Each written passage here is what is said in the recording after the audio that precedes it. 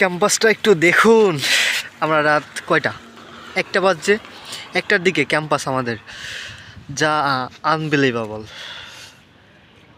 Best of place, সত্যি বলতে অনেক বেশি ভালো লাগে। এটা বাংলাদেশের সব থেকে সুন্দর জায়গার থেকেও সুন্দর। আল্লাহর যে কত সুন্দর, এটা দেখলে, এদিকে না দেখলে বোঝা যায় না। আমাদের বাংলাদেশে অনেক সুন্দর জায়গা আছে, বাট চায়নাতে আমরা পুরো পাহাড়ের, গুইলিং সিটির পাহাড়ের ভিতরে আছি আমরা।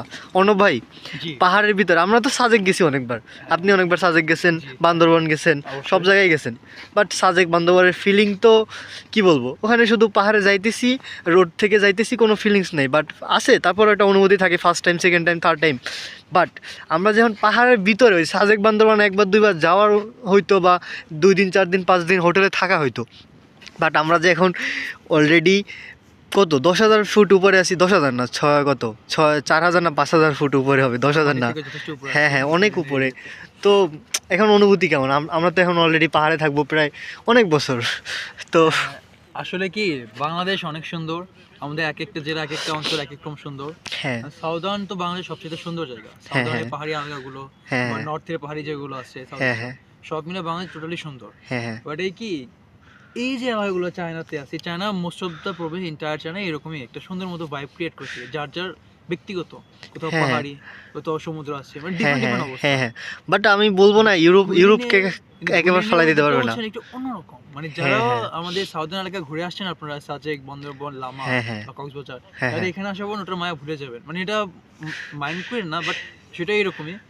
একটা হচ্ছে আপনি ঘুরতে গেছেন ওই জায়গায়, দেখে আসছেন, একটা মুড নিয়ে গেছেন যে আমরা যাচ্ছি, এক্সাইটেড, এনজয় করে চলে আসলাম। আর এখানে হচ্ছে আপনি এরকম একটা পড়বে যেখানে আপনি রেগুলার আছেন, আপনি ঘুম থেকে উঠে সকালে পাহাড় দেখছেন। যেমন আমার রুমটা, আমার ডর্মে, আমি যখন আপনার ঘুম থেকে উঠে জানালাটা খুলে দিই ব্যালকনির, আমি চোখে পড়ে পাহাড়। রাতে যখন জানালাটা লাগিয়ে দিই, ওই সেম জিনিস। ডর্মে বাইরে আসবো, জাস্ট তাকাতে যেদিকে সেই দিকে। আমার একটা শান্তি কি জানেন, আমি রুমে শুয়ে শুয়ে পাহাড় দেখতে পারি। আমি যখন, আমার একটা ভাইয়ের দোকান আছে, ওইখানে রেস্টুরেন্ট আছে, ওইখানে যাই মাঝে মধ্যে, রেস্টুরেন্টের ভিতরে বসে পাহাড় দেখি, চা খাইতে পারি, বার্গার বলেন, তারপর আদার্স যেগুলো আছে ওগুলো খাইতে পারি। দেখা খাওয়া মানে ভাই এত জোস। তারপর আমরা অলরেডি থাকি এটার ভিতরে, পাহাড়ের ভিতরে, চারপাশে পাহাড়, তারপরে এত প্রকৃতি সুন্দর পাহাড়, তারপর ছোট পাহাড়, ওই যে আমরা যে কি বলে, টিলা, ওই যে কি বলে এটা, এই সুইজারল্যান্ডের মতো যে টিলা টাইপের থাকে না, অবিকাল টিলা, সুইজারল্যান্ডের টিলা। তারপরে এই যে পানি প্রবাহ হয়, যে লেকটা, পাথরের যে লেকটা, ভাই আপনার কাছে এটা কেমন লাগে? যে গুইলিং সিটির যে ব্রিজের লেকটা, ওটা আপনার কাছে কেমন লাগছে?